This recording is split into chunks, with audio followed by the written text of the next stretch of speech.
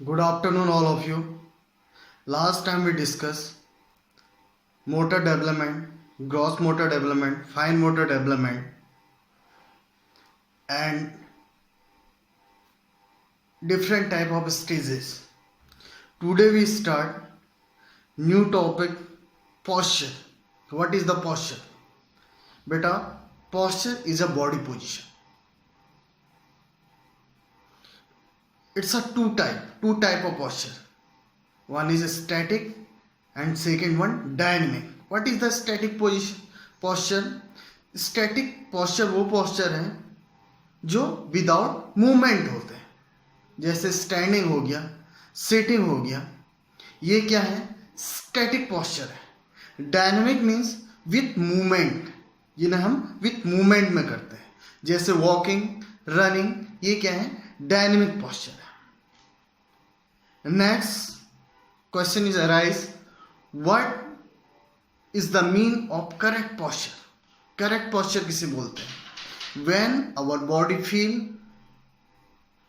least fatigue, we can say correct posture. जिसमें हमारी body जो है कम थका हुआ महसूस करती है, उसे correct posture कहते हैं.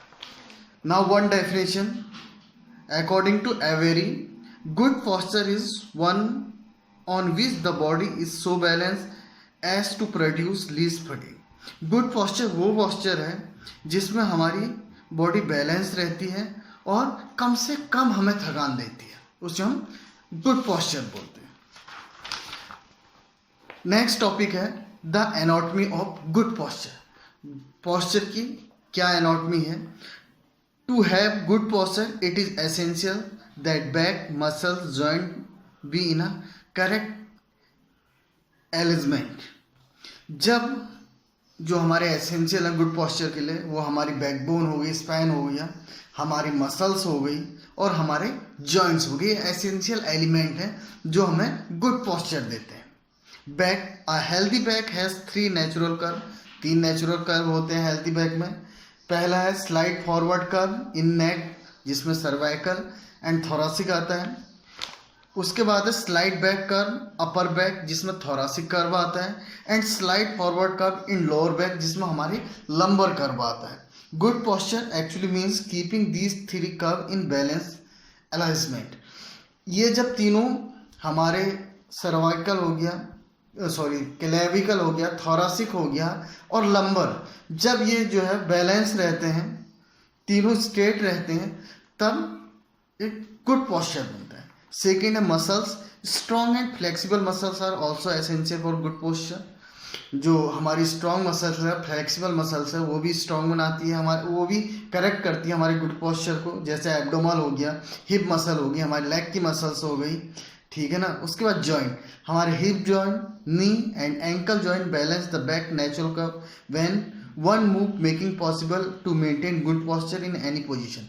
ये हमारे जॉइंट जो है बैलेंस होंगे, जैसे हमारे बैक का हो गया, ठीक है, नी हो गया, एंकल हो गया, ये प्रॉपर होंगे तो जो हमारी बॉडी होगी वो प्रॉपर होगी.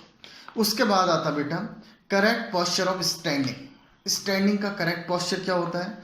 इन standing position both the heel of the feet should be meet each other, two of feet should be 3 to 4 apart. जो हमारा खड़े होने का posture है, स्टैंडिंग posture है, वो स्टैंडीज वाला posture रहता है, जिसमें कि दोनों जो हमारे लेग हैं, जो दोनों फीट हैं, उनका गैप जितना हमारे शोल्डर का गैप है उतना होना चाहिए.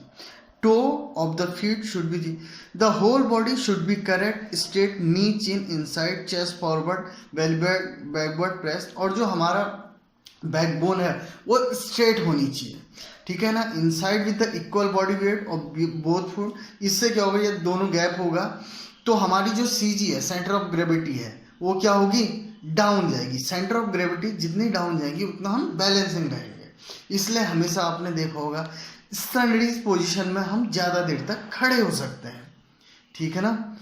In this position the complete body should be balance from the side line of the centre of gravity must be pass through the air, shoulder, hip, knee, ankle.